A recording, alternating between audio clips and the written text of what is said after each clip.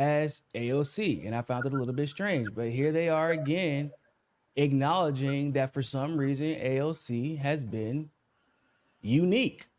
So let's go ahead and watch this clip. Let me make sure you can hear me. AOC, who 4 years ago, and this is one of the things that struck me, 4 years ago, she had 90 seconds to introduce Bernie Sanders. And tonight she gave a pretty powerful, rip-roaring speech. I mean, she has made an entire transition through the world of politics in a little bit of, in many ways. But she's one of those people who people knew, but maybe they looked at and thought, oh, that's a person who's a little different than what I thought. Jasmine Crockett, I think people are Googling. What did you think, Ben, about some of the people who spoke who maybe people they aren't household names necessarily. Some of them are.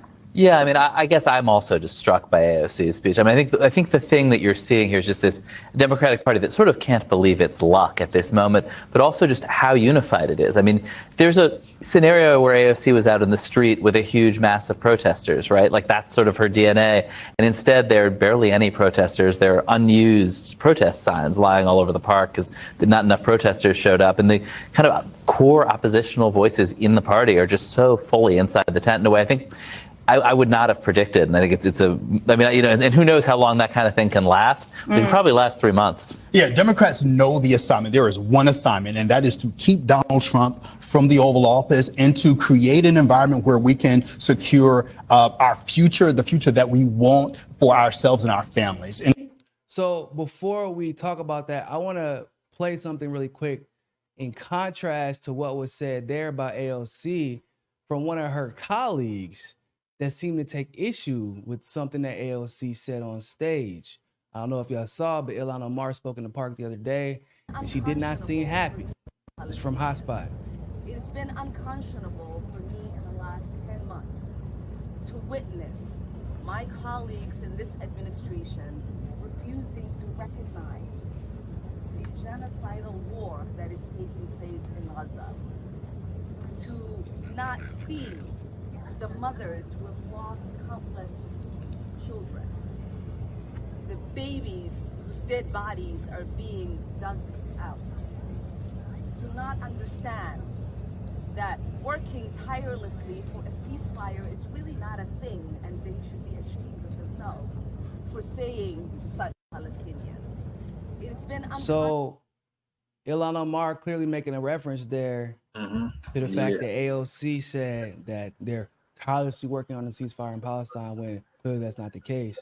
But what do you make of the panel basically acknowledging for some reason AOC has been getting a lot of love from the establishment and she's evolving politically within the Democratic Party?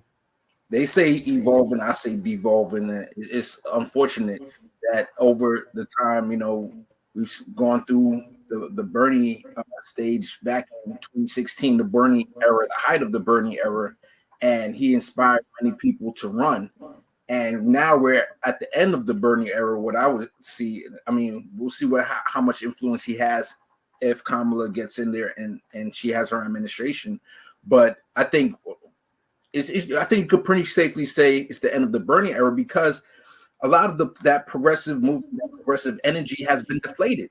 If I know people who have ran in the recent cycles who have said, man, the squad has really made it harder for us progressives to get in there and join them. Because when they're out there trying to raise money, which is something, unfortunately, you have to do, they're getting back. Hey, are you going to be a sellout like AOC? Are you going to be a sellout like any of the other members that are voting for bombs or money to go to Israel, the Iron Dome, etc.? Those people voting to give more money to police officers after screaming defund the police, and people who are saying defund ICE and all these different things. Are you going to not fight for Medicare for all? We've seen that word just drop out of the lexicon of the squad and the progressives. Every so often you hear it, but now I think we've heard that Kamala is not going to support Medicare for all. So now all the other Democrats, including the squad, are falling in line. We saw that Bernie didn't mention Medicare for all. He said we have to have universal health care, but we know that Medicare for all was that banner that we all knew we wanted. And you can see the change as of right now. So with AOC, AOC basically got elected Yeah. because of Medicare for All. And one of the first viral moments that she had, and unfortunately, I was part of that moment because I was helping consult her fucking communications advisor at the time. Because remember, she was getting ate alive whenever people were asking her how she was going to pay for Medicare for All. How could she support it? Understanding that she didn't because at that point it probably should have been obvious to me, but I was trying to give her some grace that like you don't actually know what you're talking about. You're just saying what Bernie is saying to use the popularity to get popular. But then we crafted her message right. And that viral moment where she had on CNN when they were like, well, how are you going to pay for it? And she was like, well, the same way you're going to pay for all these wars. You ask how you're going to pay for that, or you just get it done, you know? And then that went viral. And then from that moment forward, you know, she's kind of been somewhat of a firebrand, using the progressive movement to her own ends. And now you look back compared to where we are now, she doesn't even say the word.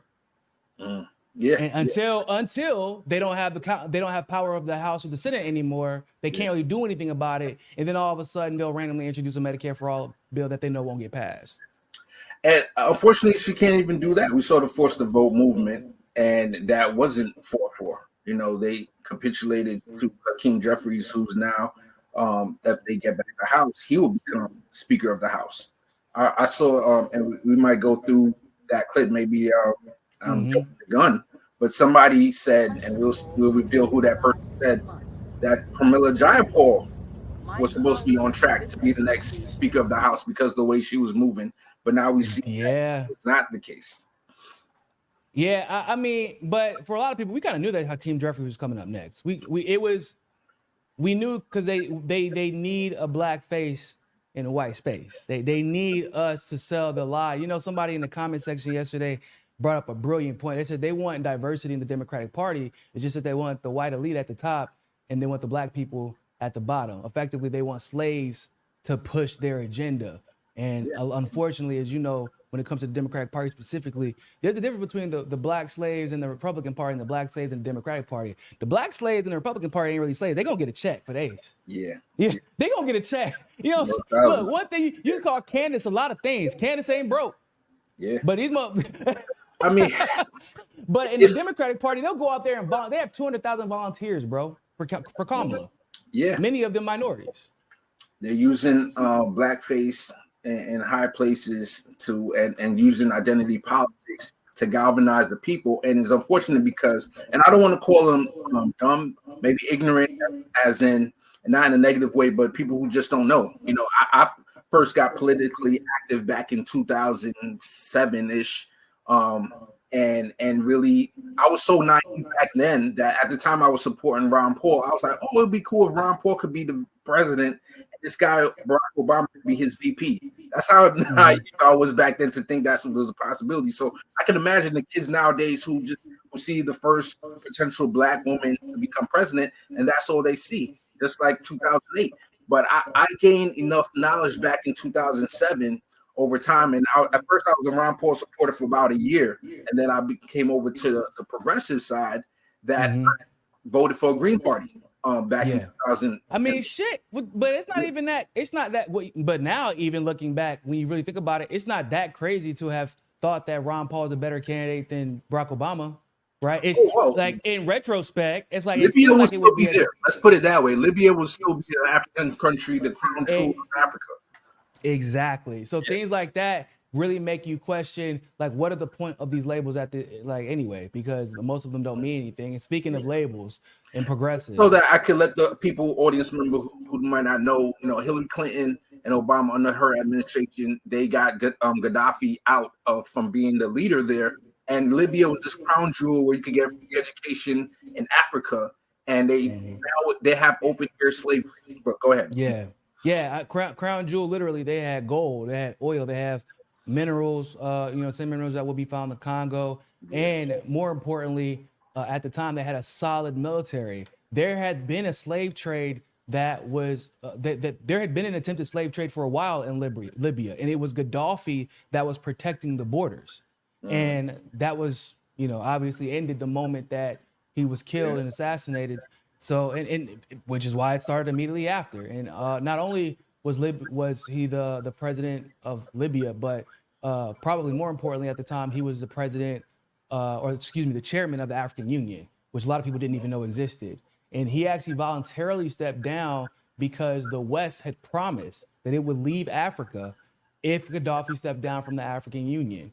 That was in, so even in his final moments, he was trying to do what was best for Africa, acting in good faith.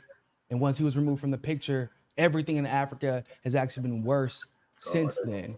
So it's important to remember that. But I want to go ahead and talk about this situation at the DNC since we are talking about Ilhan Omar, AOC, and Palestine.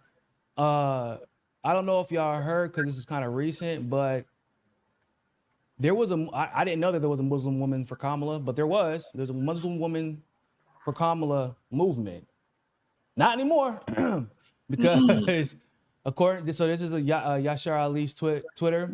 Muslim women for Kamala, or rather Muslim women for Harris Waltz has issued this statement: "We cannot, in good conscience, continue Muslim women for Harris Waltz in light of this new information from the uncommitted movement that VP Harris's team declined their request to have a Palestinian American speaker take the stage at the DNC.